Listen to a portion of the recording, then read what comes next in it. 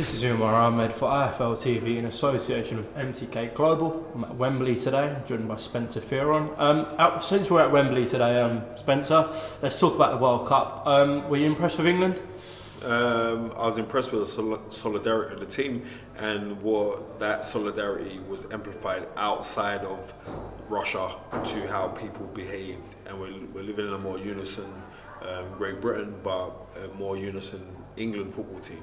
So I thought that was pretty cool. Especially for such a young side, getting to the semi-finals, no one really would have believed you if you said that beforehand. That's right. I'm the knowledge, but I ain't no knowledge on no football, so that's allowed me with that. Yeah. Did you watch it though? Did you keep up? One definitely, 100%. I think it was great. I think Southgate is absolutely fantastic. Absolutely fantastic. I'm really feeling that guy. I'm really feeling him, and I think he's the type of person that can bring out the best in England, and not only that, but I think the players understand him more. It's not like, hopefully boss us the gaffer kind of thing. It's like, I can relate to you, and I think that's great. Yeah. All right, let's talk about boxing. We're at a press conference today for Joshua Povetkin. We saw the presser yesterday in New York. Let's talk about Jarrell Miller.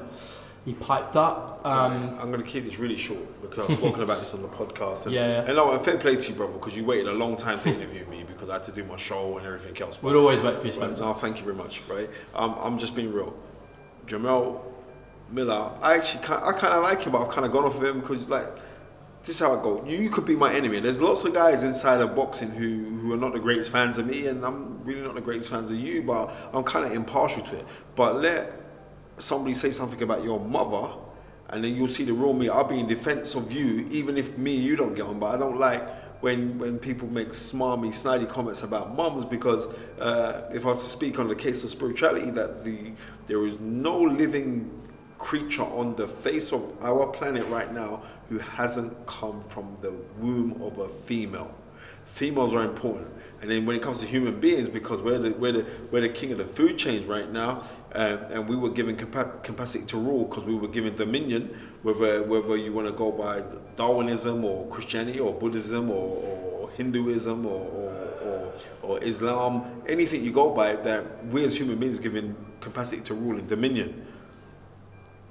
Never not the female. I'm a person, I will never ever disrespect any female, especially the mother. So with them smarmy comments, I'm saying, I know how altercations can go off at the back of things. I know you're trying to sell a fight, you got people talking about you, and that's work, that's cool. But at what cost have you done that? Because you know what? You better become #1 contender for all of the free governing body belts that Anthony Joshua actually currently holds right now, for you even to be considered to get a shot. Because me personally, this could backfire on you. You know what I'm going to do? I'm not even going to make you eat your food, right? I'm not going to make you eat no food. I'll fight someone else, but I ain't going to fight you because you're looking for that payday, right? You tried it with Deontay Wilder as well, but then I think Deontay Wilder kind of put you in a place because Deontay Wilder said they beat you up in sparring or whatever. I don't know, but for those things, I understand what you're doing, because I understand that you're so hyped and you want to grab this thing with two hands, so I'm not knocking you for that. But don't talk about a guy's mother. I've got a really good friend of mine, right? Danny, and he was saying the same things, right? He says exactly the same things, and he used to be a fighter himself, right? And he would say exactly the same thing, wow, don't bring mums into it. Fair enough. Let's talk about September 22nd, 90,000 again at Wembley, and someone who has got himself in a mandatory position, Alexander Povetkin. Tough fight for Josh. Yeah, of course. Look, what does all the things that Anthony Joshua brings to the table is going to be far above anything that Povetkin brings to the table. But Povetkin beats him in two really important points. He beats him in experience. And as he beats him in experience, and ring generalship. He's very clever. He's not just an out-and-out brawler. He's very timed in his shots. He's very good at gauging distance, and he knows how. He doesn't throw willy-nilly shots. Everything that he throws is being calculated. And this what makes his fight interesting, to the simple fact that Anthony Joshua cannot look to take this man lightly.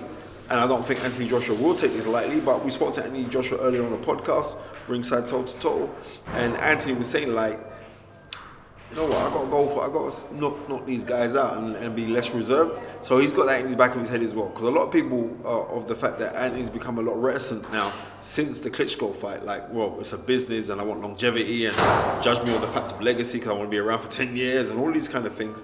So he's trying to say, well, I could eke out these points wins, but he's saying, no, people enjoy knockouts and he enjoys knocking people out. So this what makes his fight a great fight. I still got Anthony Joshua winning the fight. And not that late, but I'm looking between 7 and 9 rounds. Because Povetkin ain't no joke. And don't think, oh, well, we saw Povetkin get walled by Price. David Price is a colossal puncher, right? And also, no disrespect to David Price, but I do believe that Povetkin kind of took him a little bit lightly. Okay. Thinking like, looking at the certain fights where he has lost, thinking like, I'll go deal with this guy, it's easy work. But David Price is not easy work for no one. Also announced April 13th, he'll be fighting here as well, Anthony. Let's say he gets through the fight against Povetkin. The Wilder fight is what you want to see next. It's not going to happen. It's going to be Dylan White. It's going to be Dylan White. You think it's going to be Dylan? Well, providing, obviously. Let's talk about Dylan White. I got Dylan White being victorious in this fight because Dylan White wants it more. Right? You got to think, here are two guys who, I remember Dylan White being in the Sky Studio, sat with Johnny Nelson for Takam versus Joseph Parker. And he was saying Joseph Parker was rubbish.